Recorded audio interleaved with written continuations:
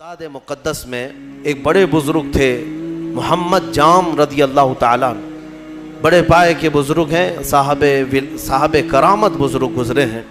یہ وہ دور تھا جب ہلاکو بادشاہ پوری دنیا میں اپنی درندگی پھیلا چکا تھا، جہاں جاتا تھا قتل عام کرتا تھا، یکے بعد دیگرے وہ ملک فتح کر رہا تھا، لاشوں کے انبار لگا رہا تھا۔ اس کی کرسی تو لوگوں کی لاشوں پر ہی لگتی تھی۔ ہلاکو نام سنا ہوگا، بڑا ظالم بادشاہ۔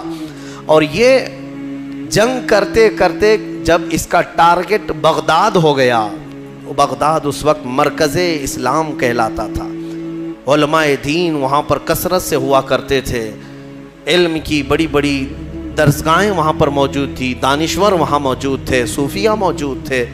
تو بغداد میں بڑی بڑی پرانی تاریخی کتابیں موجود تھیں۔ بغداد کو اس نے ٹارگٹ بنایا۔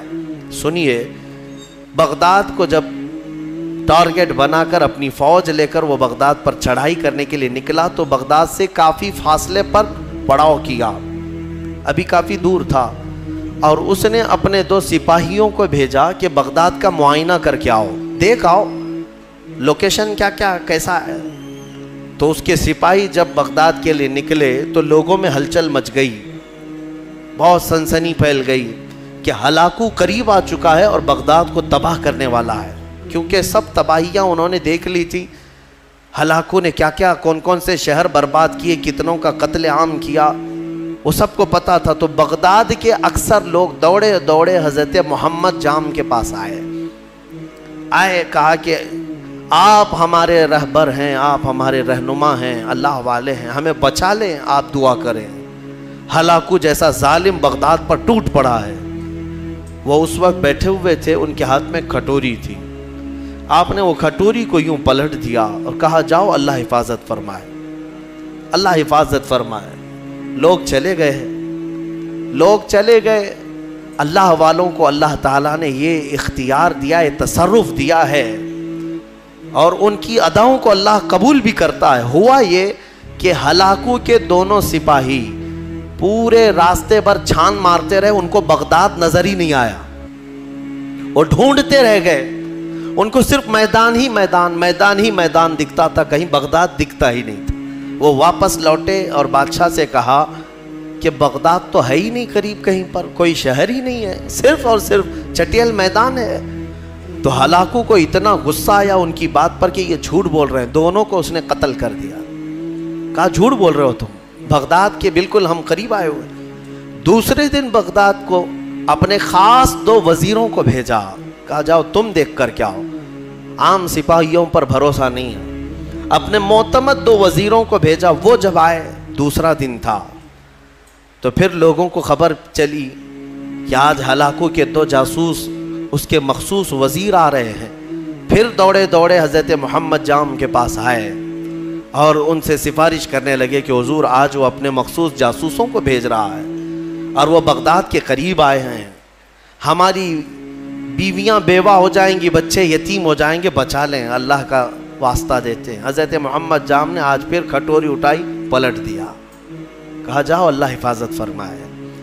چلے گئے، وہ 2 وزیر بھی گھوم پھر کر کے گئے، انہیں بھی بغداد نظر نہیں آیا، صرف چٹیل میدان۔ اللہ والے اپنے کوزے سے جسے چاہے چھپا لے۔ واپس وہ شام کو لوٹے، ہلاکو کے پاس کہے سچ کہہ رہے تھے وہ دونوں سپاہی، ہمیں بھی بغداد نظر نہیں آیا، ہم غلط راستے پر تو نہیں آئے۔ بادشاہ کو اب غصہ بھی تھا اور تجسس بھی بڑھ گیا کہ ایسا کیسے ہو سکتا ہے۔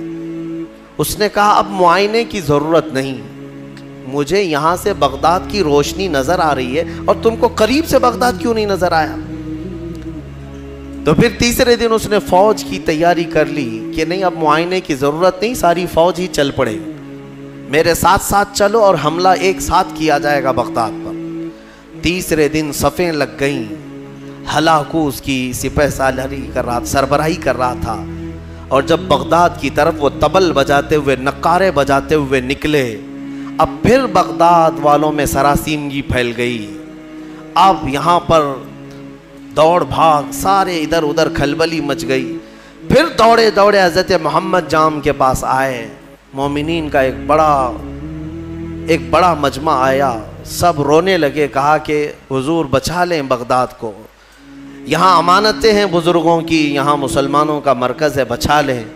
حضرت محمد جام تیسرے دن ان کے ہاتھ میں کھٹوری تھی، وہ پلٹ رہے تھے، غیب سے ندا آئی کہ اے میرے بندے اب رک جاؤ، اب رک جاؤ، کب تک تم انہیں اس طرح سے بچاتے رہو گے؟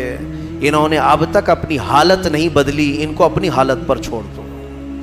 حضرت محمد جام کو حکم ہوا، غیب سے ندا آئی، انہوں نے وہ کھٹوری چھوڑ دی، نہیں پلٹا۔ پھر اس کے بعد ہوا یہ کہ ہلاکو بغداد میں داخل ہو ہی گیا اپنی فوج کو لے کر، اور ایسی تباہی مچائی، ایسی تباہی، اللہ کی پناہ۔ 1 مہینے تک بغداد میں صرف چیخ ہی چیخ تھی، آوازیں ہی آوازیں تھیں، جس طرف سے گزرتے لاشوں کا انبار تھا، گھر بار جلائے جا چکے تھے، اسلامی ذخیرہ جو لائبریریاں تھیں وہ جلا کر راکھ کر دی گئی، دریائے دجلہ کا پانی پورا خون سے لال ہو گیا تھا، اور گھوڑے دوڑتے تھے بغداد کی گلیوں میں تو مسلمانوں کے خون سے گھوڑوں کے ٹاپ بھیگ جاتے تھے۔ اتنا قتل عام کیا، مسجدیں تخت و تاخت و تاراج ہو گئیں، وہاں کی بلند و بالا پرشکو عمارتیں تباہ و برباد کر دی گئیں، علماء کو قیدی بنایا گیا، نہ جانے کتنی تباہی ہوئی، اس کا بیان کرنا بیان سے باہر ہے۔ میرے عزیزو، یہ تباہی تاریخ کی داستان بن گئی، آج بھی تاریخ اٹھاؤ گے تو ہلاکو کے بغداد کی تباہی کی داستانیں تمہیں بہت جلی حرفوں میں نظر آئیں گی، لیکن کہنا یہ چاہتا ہوں کہ اس تاریخ میں چھپا ہوا یہ واقعہ ہمیں جھنجھوڑتا ہے۔